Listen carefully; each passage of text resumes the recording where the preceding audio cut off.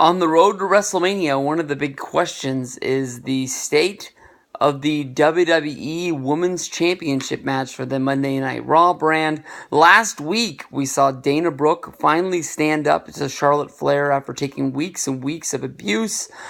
This has basically got people, questioning, is Dana Brooke going to be added to the Women's Championship match at WrestleMania?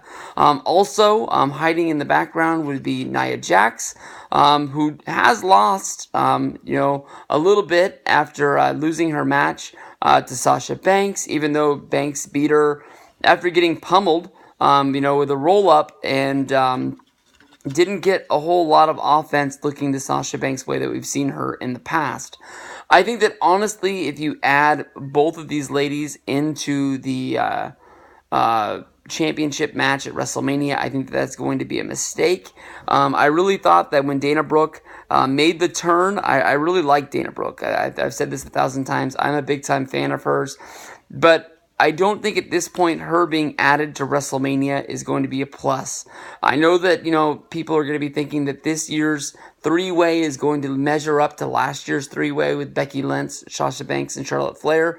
Honestly, in my mind, I don't think that match is going to be able to get touched. I know that you're just taking Becky out and putting Bayley in, and Bayley is a really good wrestler. She's a really good star as well. I just think that they caught lightning in the bottle, and WWE chose the right time to really push the women's division and finally break away from the Divas Revolution and be able to get behind what they were saying that they were trying to do by bringing up all of those girls at the same time and putting them in the WrestleMania match and all of them really delivering and have one hell of an ordeal.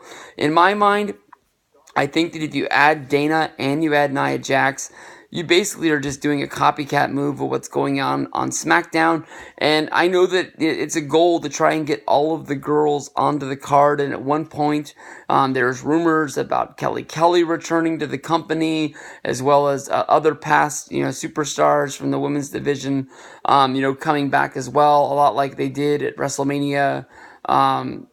I think I fucked it up once. I called it 25, and I think it ended up being WrestleMania 24, where Kim Kardashian came down in the golf cart with Snoop Dogg and all that shit. And you had, Sunny and all those girls coming back, doing the Battle Royal, which was won by Santina. But maybe those plans have been scrapped. I know a lot of people were saying that, Kelly had signed a 3-year deal. I really didn't believe that fact, but maybe they'd want to bring her back. They put a lot of money and they put the machine behind her, and I think that honestly, even though she had the championship run, it never really panned out.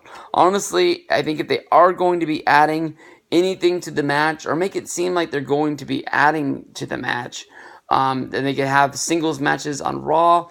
I think that maybe they've been put to death with Sasha versus Nia, but maybe, I think that if they were going to do Sasha versus Nia, that would be pushed, seeing how that's been on the last two pay-per-views, even though one of them was on the Royal Rumble kickoff.